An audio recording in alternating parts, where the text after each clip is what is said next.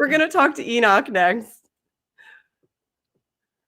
Hi, Enoch. Welcome to the Atheist Experience. What would you like to talk about today? Hi. Hi, Happy New Year. Happy New Year. My question was about, thank you. My question is based about what's called words of knowledge. So I'm a Christian. It's described in the Bible as something when you tell somebody something about themselves that supposedly that God gave you to tell them that you shouldn't have been able to know. So I have an example. I went to Bible school after high school, and so one of my teachers told me a story, a couple of them actually. There was a church service, and God put it on somebody's heart to tell some lady that God says, "I hate mommies and daddies."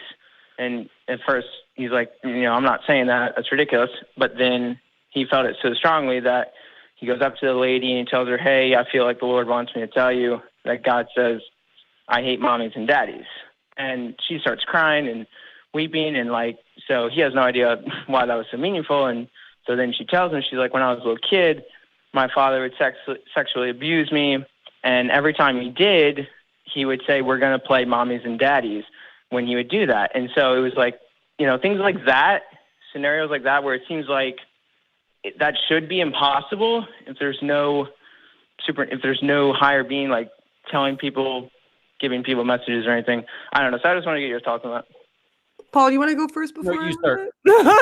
Okay. So, what do you think is more probable, Enoch, that somebody told you a thing while you were in Bible school that they remembered as being prophetic, and that because you were in Bible school yourself and ascribed to the same belief system or looking for affirmation that you believed it, or that somebody walked up to a person and said a random thing and that just happened to have an affiliation with a memory that they had, and because it had an affiliation with a memory that they had, they attributed that as a revelation because of the environment that they were in and them also seeking affirmation. What do you think? Well, it seems unlikely that they would give that message just randomly, because it's so contrary to what seems like common sense. Why would you tell someone, God says he hates mommies and daddies? I mean, it sounds horrible. So it's right. And your really professor told you this? Say that randomly. Your Christian professor at Christian school told you this story. So I have doubts about the story. Just from jump, I have doubts about the story because people tell all kinds of anecdotes. So I'm not sure why I should be compelled to believe the story to begin with. But even if I did believe the story, let's say I'll grant you the benefit of the doubt and I'll believe the story just for the sake of this conversation. Whether or not it's counterintuitive to say something to somebody doesn't mean that what I said doesn't hold. If it really did happen that they felt compelled to say something counterintuitive to another person, it still holds that regardless of what they said, that person in the environment that they were in from a psychological standpoint, if they were in a church, around a church congregation, used to people getting prophetic sort of messages delivered to them, and also looking for affirmation or perhaps in some mental anguish and looking for an opportunity to talk to somebody that they trust in an environment where they feel as though they can alleviate that, would make that affiliation. So it's far more likely to me, even believing your story, that somebody walked up to someone and said something counterintuitive and then that person ascribed it a meaning, not that it had one before that person said it. And also I would ask, why would God want somebody to walk up to another human being and elicit a memory of sexual abuse? Why would that be the choice of message? Well, because by saying that, he was showing that person that God knew their hurt and cared about them. Well, if God was there, God would have been there when they were being sexually abused. So God chooses weird things to do. I watched all of your sexual abuse, and now many, many, many years later, I'm going to get a random dude in a church to walk up to you and say a random assortment of words that you can now mentally affiliate with that sexual abuse so that you can remember it again? Neat, God. Good call. when I was a Christian, I had many experiences just like that. So both on both sides.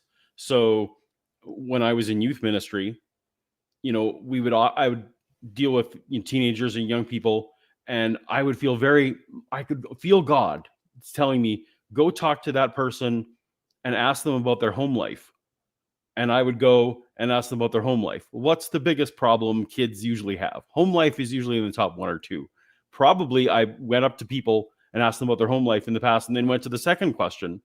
And I've had conversations with some of these people now, a decade or more later, and said, you know, what did that experience mean to you? And they, of course, filled in the gaps that was super meaningful, because they were having a specific hard time, and they remembered it differently, as if I'd asked them specifically about, say, their sister or their mom and their dad, when really what I said was, how are things at home?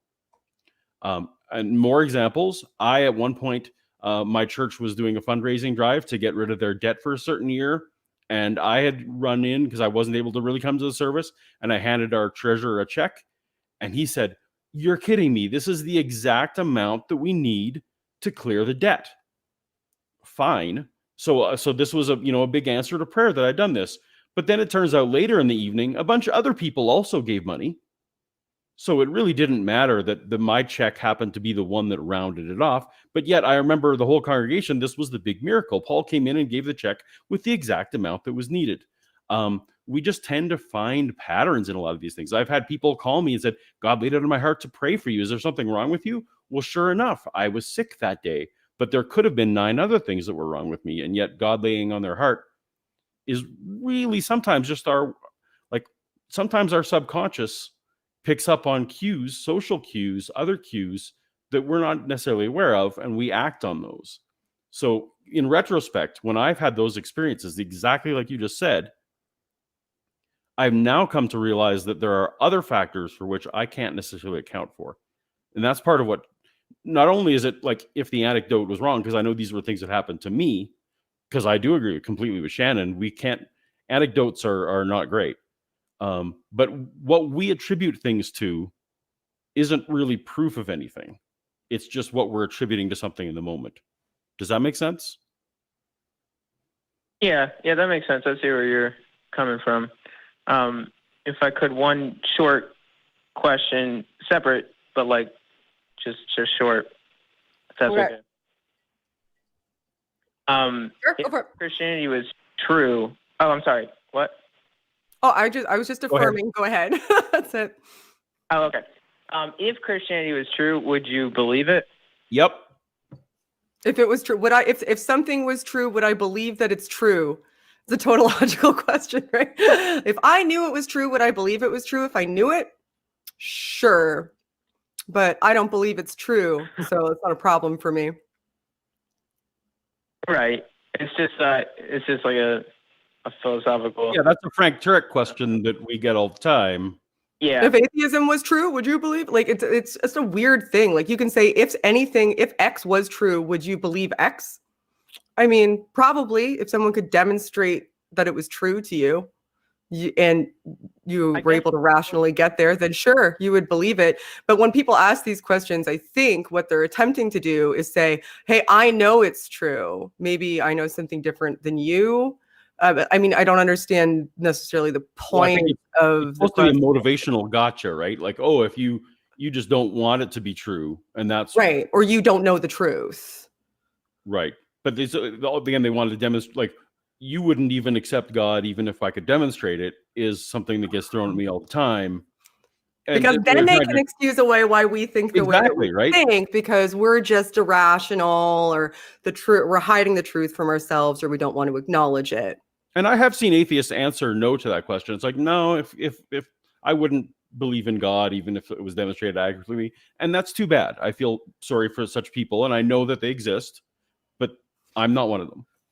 A totally separate question, though, too. Most people most people I've seen would say, yes, if it was true, I would believe it was true. Of course, it was demonstrated to me in a sufficient enough fashion that I believed it. Obviously, once I believe it's true, I'll believe it. That's just the way it works. But most people that I've seen would say, the question then becomes, would I worship that God? And that I've what you seen meant, many Enoch? people say no to that question. And I struggle with that question too, because would I worship that God? He's not very good. And if I did worship it, would it be solely for self-preservation and selfish reasons, which I think would get to the source of why there might be some faith anyway. It's like Well, a form of self-preservation, a way of kind of retaining yourself for eternity. And then is that a good motivation to believe? Then I get in this spiral about like, if I did worship him, why would I worship him? Would I worship him because he was good and I should worship him? Because I don't think so, based on what I know about the Christian God at least being proposed. Or would I worship him because of what I know of him? I know that if I didn't, he would harshly punish me. So I would need to worship him in order to protect myself. And if so, then I Right. get to And those. my answer to that question is always, it depends on which hell is real. Yeah, that's right. Like Totally depends if you're poofed, like if you're Yeah. poofed, then Then I think, don't need yeah, to. no. Yeah. Because I don't want to exist forever anyway. Who wants to exist for? Could you imagine? We can't even contemplate eternity. What would that look like? We're now having a conversation without Enoch. Yeah. Anyway, I'm hi sorry. Enoch. Thanks for the call. we're gonna let you Yeah. go. That's okay. Is Enoch still here? Sorry, bye. Anyway, thank you for the questions and have a good day. See you later. Bye, guys. Yep. All right. You're welcome. We do that. That's what happens when we do that sometimes. Yeah. This is what it's like when Paul and I are together anywhere, in any room, at any point in time.